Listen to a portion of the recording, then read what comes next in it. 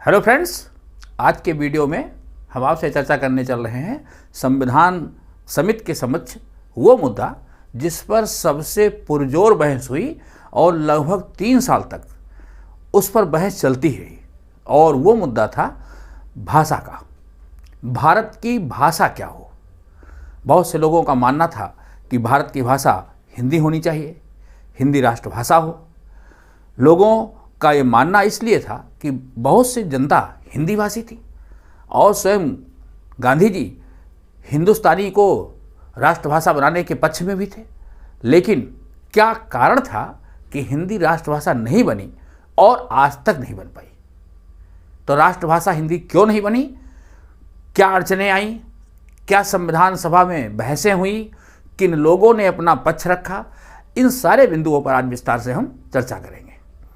Okay, जैसा हम जानते हैं इस समय भी हमारे देश में हिंदी को राष्ट्रभाषा होना चाहिए या नहीं होना चाहिए, या हिंदी और दूसरी अन्य क्षेत्रीय भाषाओं को लेकर के कुछ इस प्रकार की उहापोह की स्थिति है। उस समय जब संविधान बन रहा था तो ये प्रश्न आया कि भारत की भाषा क्या हो। भाई, एक स्वतंत्र राष्ट्र का अपना अगर संविधान है, अपनी अगर सरकार है, संप्रभु सरकार है, तो उसकी कोई भाषा भी होनी चाहिए। स्वतंत्रता आंदोलन के दौरान महात्मा गांधी का ये मानना था कि भारत की भाषा हिंदुस्तानी होनी चाहिए। हिंदुस्तानी भाषा को महात्मा गांधी जी चाहते थे कि हिंदुस्तानी भाषा भारत की हो। हिंदुस्तानी एक ऐसी भाषा जिसमें विभिन्न क्षेत्रीय भाषाओं के और उर्दू के शब्दों का समावेश था। मतलब ये शुद्ध हिंदी नहीं थी, इसमें विभिन्न क्षेत्रीय भाषाओं के शब्द और उर्दू के भाषा के शब्द, एक ऐसी भाषा जो एक कम्युनिकेटिव लैंग्वेज थी, भारत के लोगों के द्वारा बोली जाने वाली और समझी जाने वाली ऐसी भाषा, हिंदुस्तानी भाषा को महात्मा गांधी जी भारत की भाषा को बनाने के पक्ष में थे। ओके, तो हिंदुस्तानी भाषा के समर्थक थे महात्मा गांधी जी।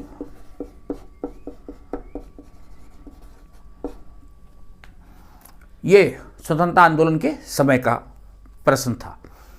जैसे जैसे स्वतंत्रता आंदोलन बढ़ता गया और भारत में राजनीति में सांप्रदायिकता का आगमन हो गया, 1920 के बाद धीरे धीरे भारतीय राजनीति में सांप्रदायिक भावना आने लगी।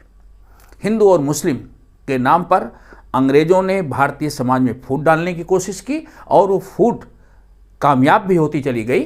कहीं ना कहीं भारतीय समाज टुकड़े टुकड़े में बढ़ता चला गया और वो बीज जो 1906 में मुस्लिम लीग के माध्यम से डाला गया, वो बढ़ते बढ़ते एक वटवृक्ष के रूप में हो गया, जो 1947 में हिंदुस्तान और पाकिस्तान के विभाजन के रूप में सामने आया।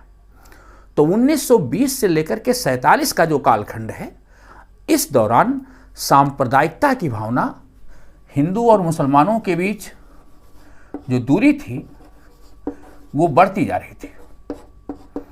इनके बीच दूरी बढ़ती गई और इस बढ़ती हुई दूरी ने कहीं ना कहीं भाषा के प्रश्न को भी प्रभावित किया।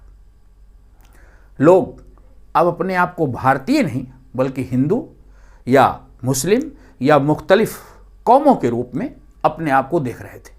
भारत में विभिन्न क्षेत्रीय भाषाओं का भी प्रचलन था, अलग अलग राज्यों में अपनी भाषा बोली जाती थी। तो ऐसी क्षेत्रीय भाषा भाषी लोगों को अपनी भाषा की भी चिंता थी। हिंदू और मुस्लिम के नाम पर उर्दू और हिंदी तथा क्षेत्रीय भाषाएं, इन सभी का एक मिला जुला सवाल था।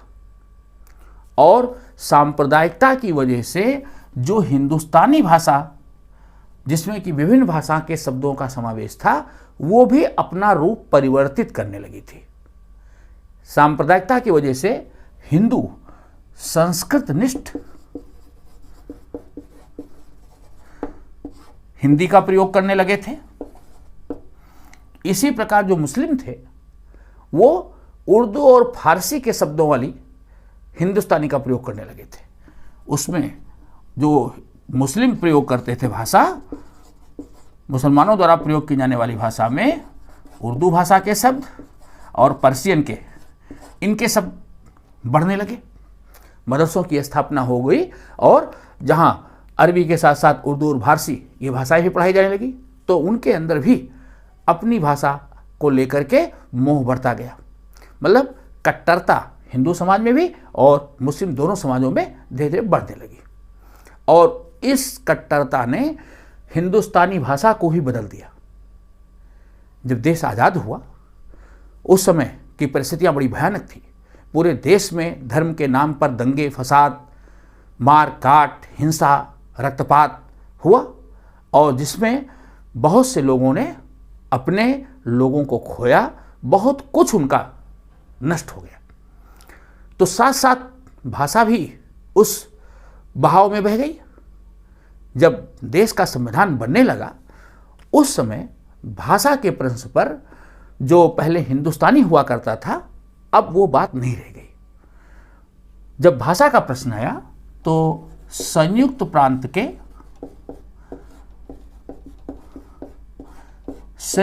उसको कहते हैं जिसको आज हम उत्तर प्रदेश के नाम से जानते हैं। ठीक, तो संयुक्त प्रांत के एक संविधान सभा के सदस्य थे आरबी धुलेकर।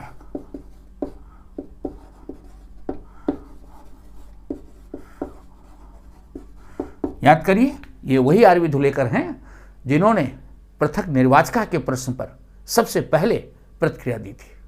तो आरबी धुलेकर ने संविधान सभा के शुरुआती सत्र में ही ये प्रश्न रखा कि भारत की भाषा हिंदी होनी चाहिए। भारत एक स्वतंत्र राष्ट्र है और अब इसकी भाषा हिंदी होनी चाहिए। हिंदी की पुरजोर वकालत आरबी धुलेकर ने की। जिस समय इन्होंने अपना प्रस्ताव रखा, संविधान सभा में बैठे हुए सदस्यों में से किसी ने कहा कि धुलेकर साहब, जो संविधान निर्माण करने के लिए यहाँ पर उपस्थित सदस्य हैं, इसमें से बहुत से सदस्य ऐसे हैं जो हिंदुस्तानी नहीं जानते, हिंदी नहीं जानते। ये सुनना था कि आरबी धुलेकर ने बहुत तीखी प्रतिक्रिया दी। आरबी धुलेकर ने कहा कि जो संविधान सभा के सदस्य भारत का संविधान बनाने आए हैं और अगर वो हिंदी नहीं जानते तो उन्हें इस सदन से चले जाना चाहिए। एक बड़ी प्रतिक्रिया थी, ऐसे सदस्यों को नकारने की प्रतिक्रिया थी। इस प्रश्न को लेकर के संविधान सभा में बहुत उहापोह। पंडित नेहरू ने किसी प्रकार सबको शांत कराया। बहरहाल ये एक ऐसा मुद्दा हो गया जिस पर बहुत तीखी प्रतिक्रियाएं आने लगी। खास करके जो दक्षिण भाषा, खास करके जो दक्षिण भारत के लोग थे, दक्षिण प्रांतों के भाषाभाषी लोग थे, उनको डर सताने लगा कि कहीं ऐसा ना हो कि हिंदी को राष्ट्रभाषा बना दिया जाए तो उनकी भाषाओं का जो है उपेक्षा हो जाए, उनकी भाषाओं को नुकसान हो जाए। राष्ट्रभाषा होगी तो निसंदेह पूरे राष्ट्र का काम हिंदी में होगा। ऐसी स्थिति में क्षेत्रीय भाषा के लोगों का अहित होगा, उन्हें विकास के समान अवसर नहीं मिल पाएंगे, उनकी भाषाओं की उपेक्षा होगी। ये उनको डर सता रहा था। तो उन लोगों ने इसका बड़ा विरोध किया। क्षेत्रीय भाषाभाषी लोगों ने हिंदी का घोर विरोध करना चालू कर दिया और विवाद की स्थिति यहाँ तक बढ़ी कि 3 साल का जो सत्र चला, 2 वर्ष 11 माह 18 दिन, लगभग 3 महीने बनाने में लगे। ये एक ऐसा मुद्दा था जो सबसे अंत में जाके किसी तरह इसका सर्वमान्य हल ढूंढा गया। तो जब जब भाषा का प्रश्न आया तब तब सदन में गर्माहट होने लगती थी। आरबी धुलेकर के बाद शांति आई ही नहीं। ओके, और यहाँ तक कि जो संविधान सभा के सदस्य थे उन लोगों को मजबूरन एक भाषा समिति बनानी पड़ी।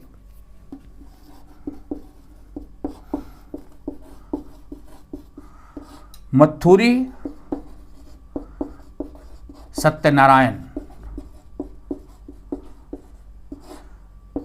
सत्यनारायण इसके अध्यक्ष थे। इनकी अध्यक्षता में एक भाषा समिति बनाई गई जिसको भारत की सर्वमान्य भाषा क्या हो इसका समाधान ढूंढना था।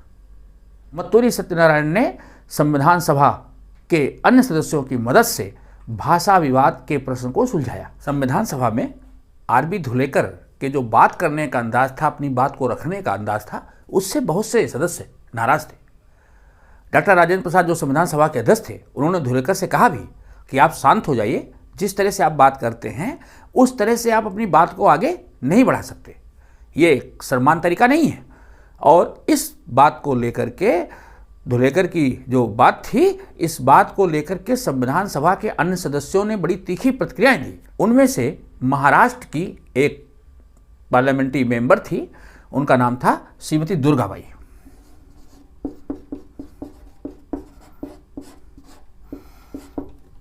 दुर्गाबाई ने कहा कि अध्यक्ष महोदय, संविधान सभा में जो भाषा का प्रश्न था वो लगभग सुलझने वाला था, लेकिन जिस प्रकार से धुलेकर की प्रतिक्रिया थी, इस प्रतिक्रिया की वजह से जो दक्षिण भारत के लोग हैं, दक्षिण भारत के भाषाभाषी लोग हैं, उनको एक डर सता रहा है कि कहीं ऐसा तो नहीं कि जो हमारी साझा संस्कृति है उसके ऊपर जो ऐसी प्रभावशाली भाषा के लोग हैं वो अपनी भाषा को थोपना तो नहीं चाहते। दुर्गाबाई ने कहा कि हम लोगों ने गांधी जी की बात को मानते हुए दक्षिण भारत में हिंदुस्तानी का प्रचार किया, हिंदी का प्रचार किया, लेकिन जिस तरह से हिंदुस्तानी से हिंदी के शब्दों को निकाला जा रहा है, उर्दू और फारसी के शब्दों को निकाला जा रहा है, अलग करके अपनी भाषा के रूप में पहचान दी जा रही है। भाषियों के द्वारा अपनी भाषा को राष्ट्रभाषा के रूप में स्थापित करने की कोशिश की जा रही है, और साथ ही साथ अन्य भाषा के लोगों की जो आक्रामकता है उसको देख करके लगता है कि ये तरीका सही नहीं है। हम लोगों का जो प्रयास था दक्षिण भारत में जाकर के हिंदी स्कूल खोलने का, लोगों को हिंदी भाषा का ज्ञान देने का रहा है। तो दुर्गाबाई ने इस प्रकार अपनी प्रतिक्रिया दी। बंबई के एक संविधान सभा के सदस्य थे श्री शंकर राव देव।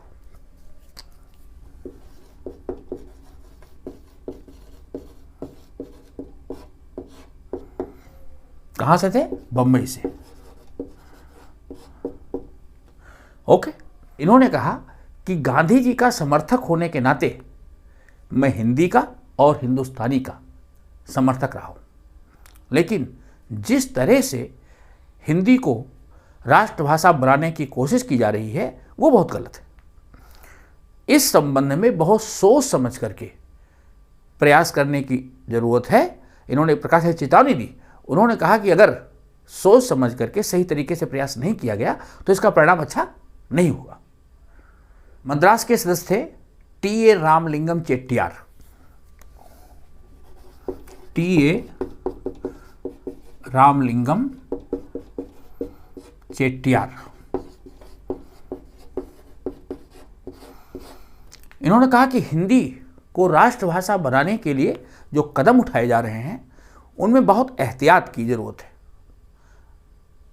ओके, उन्होंने कहा कि यदि आक्रामक होकर काम किया गया तो उससे हिंदी का हित नहीं होने वाला है। लोगों की जो प्रतिक्रिया है, लोगों का जो भय है वो निराधार नहीं है, उनको शांत किया जाना चाहिए। और अगर उनका भय शांत नहीं किया गया तो हिंदी और अहिंदी भाषी लोगों के बीच बड़ी कड़वाहट फैल जाएगी। अब विवाद का विषय राष्ट्रभाषा बन गई। ऐसी स्थिति में जो भाषा समिति बनाई गई, इस भाषा समिति ने धीरे धीरे लोगों में सामंजस्य की भावना, एक किसी मुद्दे पर सहमति की भावना विकसित करने में अपना जो है योगदान दिया। बत्तूरी सत्यनारायण के नेतृत्व में जो भाषा समिति काम कर रही थी, इसने अपनी रिपोर्ट 12 सितंबर 1949 को प्रस्तुत की। भाषा समिति की रिपोर्ट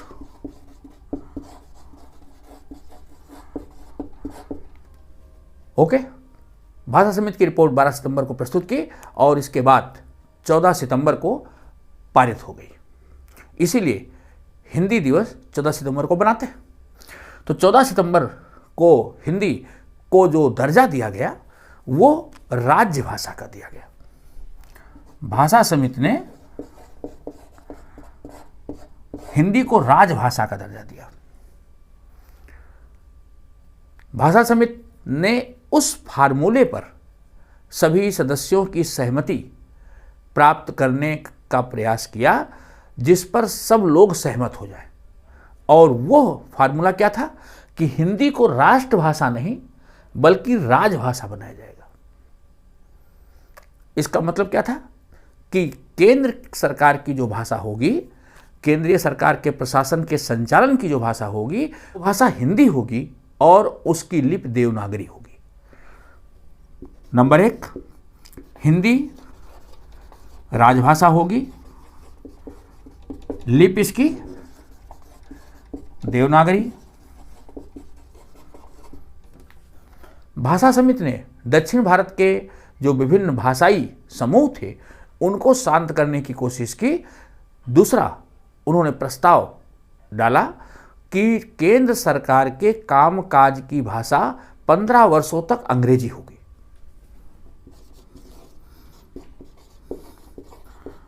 15 वर्षों तक अंग्रेजी कार्य की भाषा,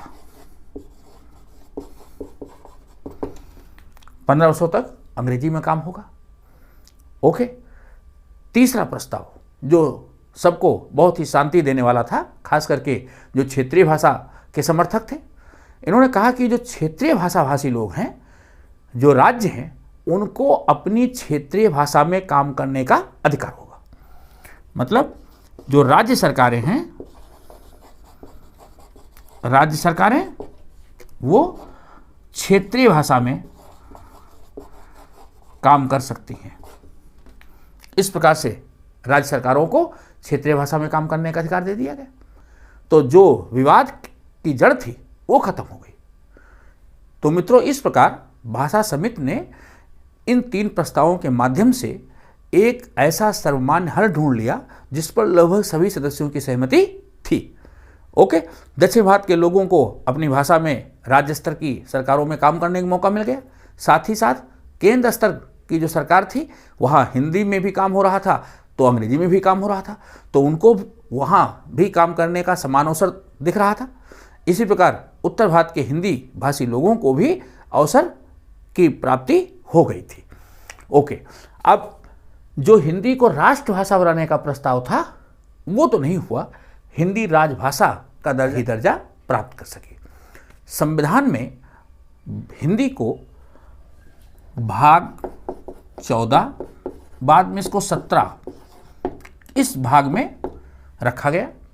जो भाषा का प्रश्न है उसको संविधान के 14 और 17 भाग में रखा गया है और अनुच्छेद 343 से लेकर के 351 के बीच हिंदी का दर्जा क्या होगा, हिंदी की लिपि क्या होगी, हिंदी के विकास के लिए क्या प्रयास किए जाएंगे, किस तरह से प्रयास किए जाएंगे, इन सब का उल्लेख अनुच्छेद 343 से लेकर अनुच्छेद 343 से लेकर के 351 के बीच उल्लिखित है। तो ये पूरी कहानी थी कि कैसे हिंदी राष्ट्रभाषा से राजभाषा ही बन पाई और उसको राजभाषा के रूप में ही संतुष्ट होना पड़ा।